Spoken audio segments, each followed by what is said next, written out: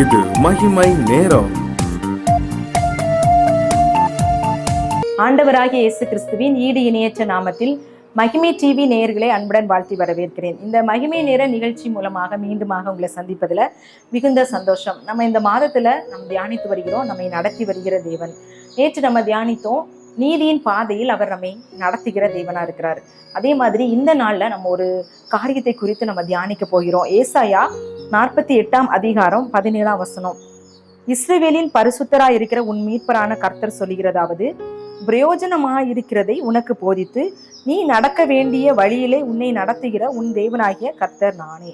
பிரயோஜனமான காரியங்களை அவர் போதிக்கிற தேவனா இருக்கிறார். அவர் நம்மை போதித்து நடத்துகிற தேவனா இருக்கிறார் அப்படின்னு சொல்லிதான் நம்ம இந்த நாள்ல நம்ம தியானிக்க போகிறோம்.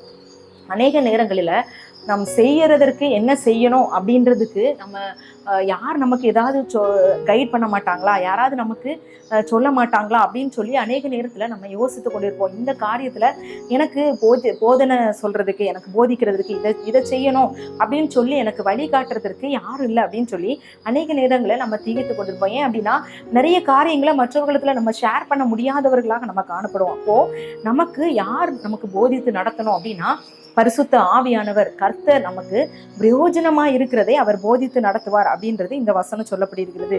நம்ம ஞானமா நம்முடைய காரியத்தை செய்யணும், மதீனமா நம்ம இந்த காரியத்தை செய்து தோல்விக்குள்ளாக நம்ம மாட்டிக்கொண்டு விடக்கூடாது. ஒரு காரியத்தை நம்ம எடுத்தோம் அப்படின்னா ஞானமாய் செய்யணும். அப்போ அந்த ஞானத்தை ஆண்டவர் நமக்கு தரணும், அவர் நம்மை போதிக்கணும் அப்படின்னு சொல்லி அவரிடத்துல நம்ம ஜெபித்து அந்த போதனையை நம்ம பெற்றுக்கொள்கிறவர்களாக காணப்படணும். இந்த ஆண்டு முழுவதும் அவருடைய போதனையின்படி நடக்கும்படியான கிருபையை ஆண்டவர் உங்களுக்கு தந்தருவாராக. அப்படிப்பட்டதான காரியங்களை நம்ம ஆண்டவரிடத்துல கேட்டு பெற்றுக்கொள்ள வேண்டும். ஒரு ஜெபத்தை நம்ம இங்க வாசிக்கலாம். சங்கீதம் 143:10 இப்படி சொல்லுகிறது, உமக்கு பிரியமானதை செய்ய எனக்கு போதித்தருளும் அப்படின்னு தாவீது ராஜா ஜெபம் பண்றாரு. உமக்கு பிரியமானதை செய்ய எனக்கு போதித்தருளும். அப்போ ஆண்டவருக்கு பிரியமான காரியங்களை செய்யும்படியாக ஆண்டவர் நமக்கு போதிக்கணும் அப்படின்னு சொல்லி நம்ம ஆண்டவருடைய சமூகத்துல நம்ம கேட்கிறவர்களாக நம்ம காணப்படணும். அநேக நேரங்களில் நிறைய பிரச்சனைகளுக்குள்ள நம்ம மாட்டி கொண்டிருப்போம். அந்த காரியங்களிலிருந்து வெளியே வர முடியாதபடி நம்ம சிக்கி கொண்டிருக்கிற சூழ்நிலைகளை நம்ம ஆண்டவரை நோக்கி ஜெபிக்கும் போது, வேண்டுதல் செய்யும் போது அவர் நம்மை போதித்து வழி நடத்த வல்லமை உள்ள தேவனா இருக்கிறாரு. இந்த தாவீதுடைய வாழ்க்கையில பார்த்தோம் அப்படின்னா, அவன் ஆடுகள் மேய்த்தவனா இருந்தான், அவன் அரசனாய் உயர்த்தப்பட்டான். அந்த உயர்த்தப்பட்ட சூழ்நிலையில அவன் ஒரு பாவம் செய்தான். பத்சேபாள் இடத்துல இந்த பாவத்தை செய்தான். அந்த பத்சேபாளுடைய கணவராகிய உரியாவை அவன் கொலை செய்து தனக்கு மனைவியாக ஏற்றுக்கொண்டான். இந்த பாவத்தை ஆண்டவர் வெறுத்ததுனால நாத்தான் தீர்க்கதரிசி மூலமாக அவரிடத்திற்கு அந்த எச்சரிப்பின் செய்தி போகும்போது அவன் என்ன செய்யறான், அந்த போதனையை கேட்கிறவனாக காணப்படுகிறான். அவன் மிக உயர்ந்த ஸ்தானத்துல இருந்தான். ஒருவேளை இந்த நாத்தான் தீர்க்கதரிசி சொல்லுறது அவன் கேட்காம இருந்திருக்கலாம், இல்ல அவனை அடித்தோ இல்ல அவனை கொலை செய்தோ ஏதோ ஒரு தண்டனை அவன் கொடுக்கறதுக்கு அவன் அந்த அதிகாரத்தை பெற்றவனா இருந்தான். ஆனா ஆண்டவருக்கு பிரியமானதை செய்யணும், அதை நான் தவறா செய்துட்டேன் அப்படின்னு சொல்லி அவன் பாவ மன்னிப்பின் நிச்சயத்தை பெற்று அவன் பரிசுத்தமாய் வாழ்ந்து தேவனுக்கு சிநேகிதனாய் வாழ்ந்தான் அப்படின்றத நம்ம பார்க்கிறோம். அப்போ இந்த காரியங்கள் என்னென்ன காரியங்கள்ல நம்ம ஆண்டவருக்கு பிரியமானவர்களாக நடக்கணும் அப்படின்ற போதனையை நம்ம பெற்றுக்கொள்ளணும். யோசேப்பு எடுத்துக்கிட்டீங்க அப்படின்னா, யோசேப்பு அடிமையாக வாழ்ந்தான்.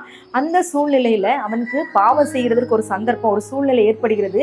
அந்த சூழ்நிலையை அவன் தேவனுக்கு விரோதமாய் நான் பாவம் செய்வது எப்படி அப்படின்னு சொல்லி கர்த்தர் அவனோடு இருந்ததுனால அந்த பாவத்தை செய்யாம அவன் என்ன செஞ்சான், அதற்கு விலகி அந்த ஆண்டவருடைய போதனை அவனுடைய வழிநடத்துல அவன் பெற்றுக்கொண்டதுனால அந்த பாவத்துக்கு விலகினான் அப்படின்னு நம்ம பார்க்கிறோம். இந்த 2 சம்பவத்துல இருந்து நம்ம பார்க்கிறது என்ன அப்படின்னா, தாவீது பாவம் செய்துட்டான், ஆனா ஆண்டவருடைய சமூகத்துல பாவ மன்னிப்பின் நிச்சயத்தை அந்த போதனையின் மூலமாக பெற்றுக்கொண்டான். இந்த யோசேப்பு பாவம் செய்யாமலே அவனுடைய போதனையில காக்கப்பட்டான் அப்படின்னு பார்க்கிறோம். நம்ம எந்த சூழ்நிலையில இருக்கிறோம், ஒருவேளை சில காரியங்களை நம்ம பாவத்துக்குள்ளானவர்களாக பாவிகளாக நம்ம வாழ்ந்து கொண்டிருக்கிறோமா, ஆண்டவருக்கு பிரியமில்லாத காரியங்களை நம்ம செய்துட்டோமா, அவருடைய சமூகத்துல நம்ம ஒப்புரவாகி ஆண்டவரே உமக்கு பிரியமானது செய்ய எனக்கு போதித்தருளும், நீரே என் தேவன், உடைய நல்லாவி என்னை செம்மையான வழியில நடத்தட்டும் அப்படின்னு சொல்லி நம்ம ஜெபித்து அந்த வழியில நம்ம நடக்கிறவர்களாக நம்ம மாற ஆண்டவர் விரும்புகிறார். இந்த வருஷத்துல அவருக்கு பிரியமானவர்களாக அவர் உங்களை போதித்து வழி நடத்த அவருடைய ஆலோசனையின்படி நடக்கிறவர்களாக நீங்க வாழணும் அப்படின்னு சொல்லி ஆண்டவர் விரும்புகிறாரு. அகித்தோப்பேல் அப்படின்ற ஒரு மனுஷர் தான், அவனுடைய ஆலோசனை ரொம்ப எல்லாருக்கும் அது அவர் எல்லாருமே கை கொள்கிற பிரகாரமான ஆலோசனையாய் காணப்படும். ஆனா ஒரு நாள்ல அவன் தாவீதுக்கு விரோதமான சொன்ன காரியங்களை அவனுடைய ஆலோசனை அபத்தமாக்குவீராக அப்படின்னு ஜெபிக்கும் போது அவன் என்ன செய்ய அந்த ஆலோசனை அபத்தமானது அப்படின்னு பார்க்கிறோம். ஒருவேளை மனுஷனுடைய ஆலோசனை நமக்கு கிடைத்தது அப்படின்னா அது அநேக நேரங்களில் தோல்விக்குள்ளானதாக காணப்படும்.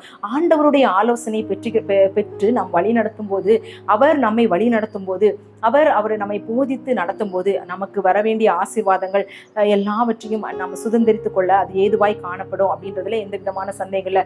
சங்கீதம் 32:8 சொல்லியிருது, நான் உனக்கு போதித்து நீ நடக்க வேண்டிய வழியை உனக்கு காட்டுவேன், உண்மையில் என் கண்ணை வைத்து உனக்கு ஆலோசனை சொல்வேன். அப்போ ஆண்டவர் அவருடைய கண்ணை நம்ம மேல வச்சு அவர் நமக்கு ஆலோசனை சொல்லுகிறவர்களா காண இவ்வளவு கரிசனை உள்ள தேவனை நம்ம பெற்றிருக்கிறோம். அதனால அவருடைய ஆலோசனையின்படி நாம் நடக்கிறதுக்காக நம்ம அர்ப்பணிக்க வேணும் அப்படின்றதுதான் இந்த நாளுக்குரிய சிந்தனை. இந்த நாள்ல நம்ம ஒரு காரியத்தை நம்ம என்ன செய்யணும், கற்றுக்கொள்ளணும். ஆண்டவரே உமக்கு பிரியமானதை செய்ய ஆண்டவரே நீங்க எனக்கு போதி தருங்க, உம்முடைய ஆலோசனையின்படி நான் நடக்கணும் அப்படின்னு சொல்லி நம்ம ஆண்டவரிடத்துல கேட்கணும். ஏன்னா அநேக நேரங்களில் நம்ம என்ன செய்வோம் அப்படின்னா, ஒரு காரியம் நமக்கு நடக்கணும் அப்படின்னா நமக்கு அந்த காரியம் நமக்கு நடக்கணும், யாரிடத்துல ஆலோசனை பெற்றா இந்த காரியத்துல நம்ம அடுத்த ஸ்டெப் எடுக்கலாம் அப்படின்னு சொல்லி நம்ம மனுஷர்களை தான் அநேக நேரங்களில் தேடுகிறோம். நம்முடைய நண்பர்களா இருக்கலாம், நம்ம உறவினர்களா இருக்கலாம், இல்ல அந்த ஒரு காரியத்துல அவங்க தெரிந்தவர்களா கூட இருக்கலாம். ஆனா அநேக நேரங்களில ஒருவேளை அந்த ஆலோசனைகள் நமக்கு கை கொடுத்தது போல காணப்படலாம். ஆனா எல்லா வேலைகளிலும் அப்படி இருக்காது. சில நேரங்கள்ல பெரிய தோல்விகளுக்கு நேராக அது நம்மை கொண்டு மாய்த்து விடும் அப்படின்றதுல சந்தேகம். அதனால அவருடைய ஆலோசனை, ஆண்டவரே உம்முடைய சித்தத்தின்படி இந்த காரியத்தை நான் செய்யறதற்கு நீங்க எனக்கு போதி தரலுங்க அப்படின்னு சொல்லி நம்ம ஜெபிக்கலாம். ஏன்னா அவருடைய சித்தத்தின்படி நம்ம இந்த ஆண்டுல நம்ம நடந்தோம் அப்படின்னா இந்த ஆண்டு முடியும் போது நமக்கு ஆண்டவர் கொடுக்கிற ஆசீர்வாதம் நம்ம மேன்மை உள்ளவர்களாக, மகிமை உள்ளவர்களாக, எல்லா எட்டாத உயரத்துல ஆண்டவர் நம்மை கொண்டு செல்ல வல்லவரா இருக்கிறார் அப்படின்றதுல எந்த விதமான சந்தேகம் இல்லை. எப்போ நம்ம அவருடைய போதனையை நம்ம ஏற்றுக்கொள்வோம் அப்படின்னா நம்ம ஆண்டவருக்கு பயந்து வாழும் போதுதான் அவருடைய போதனைகளை நம்ம ஏற்றுக்கொள்கிறவர்களாக காணப்படுவோம். அதனால நம்ம கர்த்தருக்கு பயப்படுகிற பயத்துல இருக்கணும். நாம அப்படி இருக்கணும். நம்முடைய பிள்ளைகளையும் நம்ம வளர்க்கிறவர்களாக காணப்படும். இந்த நாட்கள்ல வளருகிற பிள்ளைகள் கர்த்தருக்கு பயப்படுகிறார்களா அப்படின்னு சொன்னா யாருக்குமே பயப்படுறதே கிடையாது. அப்படிப்பட்டதான ஒரு சந்ததி தான் இந்த நாட்கள்ல காணப்படுகிறது. நாம் நம்முடைய பிள்ளைகளை கர்த்தருக்கேற்ற சந்ததிகளாக, கர்த்தருக்கு பயப்படுகிறவர்களாக நம்ம அவங்களை வழி நடத்தணும் அப்படின்றது தான். அப்படி வழி நடத்தும் போதுதான் அவங்களும் அந்த போதனைகளை, அவருடைய ஆலோசனைகளை பெற்று அவங்களுடைய வாழ்விலும் என்ன செய்வாங்க, சிறந்து விளங்க ஆண்டவர் அவங்களுக்கு ஆசீர்வாதத்தை கொடுப்பாரு. இது பெரிய சவாலாய் காணப்படுகிறது. ஒருவேளை நம்முடைய பெற்றோர் நம்மை வளர்த்த விதம் வேற மாதிரி காணப்படலாம். அவங்க ஈஸியா நம்ம ஹேண்டில் பண்ணிட்டாங்க. ஆனா நம்முடைய பிள்ளைகளை நாம் எப்படி ஹேண்டில் பண்றோம், அவங்க நம்முடைய போதனைகளை அவங்க கேட்கிறாங்களா, ஆண்டவருடைய போதனைகளை அவங்க கேட்பாங்களா அப்படின்னா மிகப்பெரிய கேள்விக்குறி. நாம் அந்த பிள்ளைகளுக்காக, நம்முடைய சந்ததிகளுக்காக இந்த வருஷத்துல அநேக நாள் உபவாசித்து நம்ம ஜெபிக்கிறவர்களா, ஆண்டவரே என்னுடைய பிள்ளைகளும் உமக்கு பிரியமானதை செய்யணும், உம்முடைய பிரியமான வழியில நடக்கணும், நீங்க அவங்களுக்கு போதி தரணும் அப்படின்னு சொல்லி அதிகமா நம்ம ஜெபிக்கணும் அப்படின்னு சொல்றதுதான் இந்த நாளுக்குரிய சிந்தனை. உமக்கு பிரியமானதை செய்ய எனக்கு போதி தரலும். ஆண்டவர் போதித்து நடத்துகிற தேவனா இருக்கிறார். இந்த ஆண்டு நம்மை போதித்து நடத்தணும் அப்படின்னு சொல்லி அவருடைய இரக்கத்திற்காக அவருடைய சமூகத்துல நம்ம கெஞ்சி மன்றாடலாம். எங்களை அதிகமாய் நேசிக்கிற எங்கள் அன்பின் பரலோக பிதாவே, இந்த நாளுக்காக உமக்கு ஸ்தோத்திரம். இந்த வருஷத்தை எங்களுடைய வாழ்க்கையில நீங்க கூட்டி கொடுத்திருக்கீங்க, அதுக்காக உமக்கு ஸ்தோத்திரம். நாங்க நல்லவர்கள் என்பதாக அல்ல ஆண்டவரே இயேசுப்பா, நாங்க உமக்கு பிரியமானவர்களாய் வாழ்ந்தோம் என்பதாக அல்ல தகப்பனே, நீர் எங்கள் மேல் பாராட்டின கிருபையினால இந்த ஆண்டை எங்களுக்கு கூட்டி கொடுத்திருக்கீங்க.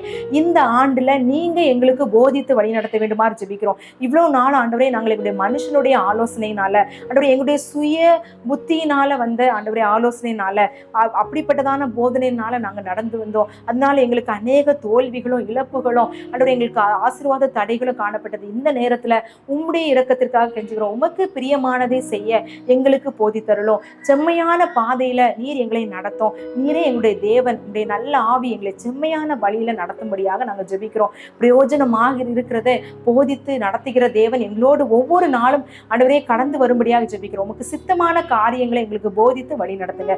எங்களையும் எங்கள் குடும்பத்தை குடும்பத்தை, எங்கள் பிள்ளைகளை, எங்கள் சந்ததியும் உடைய கரத்துல ஒப்பு கொடுக்கிறோம். உமக்கு பிரியமானவர்களாய் வாழ்ந்து நித்திய ஜீவனை சுதந்திரத்துக் கொள்ள கிருபை தந்தருளும். எல்லாவற்றையும் உடைய கரத்துல ஒப்பு கொடுக்கிறேன். துதி கன மகிமை உமக்கு மாத்திரம் செலுத்துகிறேன். நீர் பெருக நாங்கள் சிறுக. இயேசுவின் மூலம் ஜெபம் கேளும் நல்ல பிதாவே.